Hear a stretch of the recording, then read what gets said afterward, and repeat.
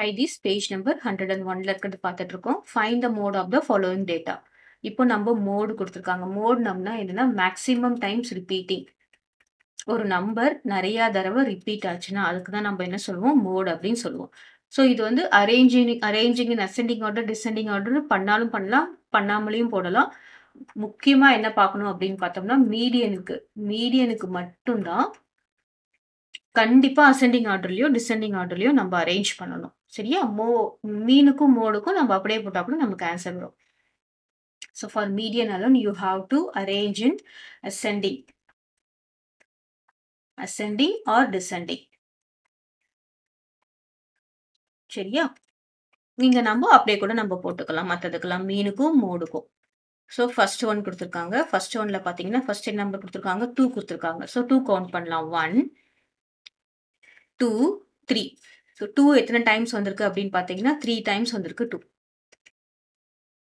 கிளியரா? நெக்ஸ்ட் 6 கொடுத்துருக்காங்க. 6 1 time. So 6 பாத்தீங்கன்னா ஒரே ஒரு டைம் தான். நெக்ஸ்ட் 5 கொடுத்துருக்காங்களா? 5 கவுண்ட் பண்ணலாம். 5 எத்தனை டைம்? 1 2 டைம்ஸ் கொடுத்துருக்காங்க. 5 வந்து 2 டைம்ஸ். நெக்ஸ்ட் என்னது? 3 பாத்தீங்கன்னா 1 2 3. ஸோ 3யும் எத்தனை டைம்ஸ் இருக்கு? 3 டைம்ஸ் இருக்கு.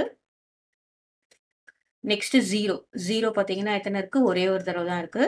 நெக்ஸ்ட் 4 எத்தனை இருக்கு? 1 2. ஸோ 4 எத்தனை டைம்ஸ் இருக்கு பாத்தீங்கன்னா 2 டைம்ஸ். இதுல மேக்ஸிமம் நம்பர் பாத்தீங்கன்னா 3 மேக்ஸிமம் டைம் இருக்குல்ல. So which number is maximum time repeated அப்படின்னு சொன்னோம்னா 2 and 3. The mode for this is 2 and 3. So இதை நம்ம என்ன சொல்லுவோம் அப்படின்னு பார்த்தோம்னா we call it as bimodal data. ஒரே ஒரு மோடு இல்லை, இதுக்கு எத்தனை மோடு இருக்கு? 2 மோடு இருக்கு. So we call it as bimodal. 2வும் மோடு தான், 3யும் மோடு தான். எத்தனை டைம் ரிப்பீட் ஆகுதுன்னு 3 போட்டுறக்கூடாது. எந்த நம்பர் எத்தனை டைம் ரிப்பீட் ஆகுது அப்படின்றத நம்ம கரெக்டா போடணும். சரியா? இப்போ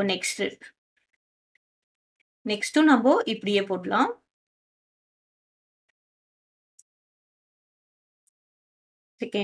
செகண்ட் ஒன் பாத்தீங்கன்னா ஃபர்ஸ்ட் 3 எடுத்திருக்காங்க. 3 கொடுத்துருக்காங்களா? 3 எத்தனை டைம் ரிப்பீட் ஆயிருக்குன்னு பார்க்கலாம். 1 2 3. ஸோ 3யும் இங்க பாத்தீங்கன்னா 3 டைம்ஸ் வந்திருக்கு. நெக்ஸ்ட் என்ன கொடுத்துருக்காங்க? 12 கொடுத்துருக்காங்க. எத்தனை டைம்? 1 2 3. ஸோ 12ம் பாத்தீங்கன்னா 3 டைம்ஸ் வந்திருக்கு. நெக்ஸ்ட் 15 கொடுத்துருக்காங்க. 15 எத்தனை தடவை வந்திருக்கு பாருங்க. 1 டைம் தான். நெக்ஸ்ட் 4 கொடுத்துருக்காங்க. 4 எத்தனை டைம் வந்திருக்கு? 1 டைம் தான். அப்புறம் 11ம் எத்தனை தடவை? ஒரு தடவை தான் வந்திருக்கு. அப்புறம் 9 ஒரு தடவை தான் வந்திருக்கு. 19ம் ஒரு தடவை தான் வந்திருக்கு. ஸோ எல்லா நம்பரும் நம்ம கவுண்ட் பண்ணிட்டோமா அப்படின்றத நம்ம செக் பண்ணிக்கணும். கிளியரா? இப்போ இதுல பாத்தீங்கன்னா 3 and 12 இது மேக்ஸிமம் நம்பர், ஈக்குவலா மேக்ஸிமம் நம்பர் நமக்கு வந்திருக்கிறதுனால this is also having bimodal value. The mode is 3 and 12. 3யும் 12ம் ரெண்டுமே இதுக்கு மோடு தான். கிளியரா? Find the mode of the even numbers within 20.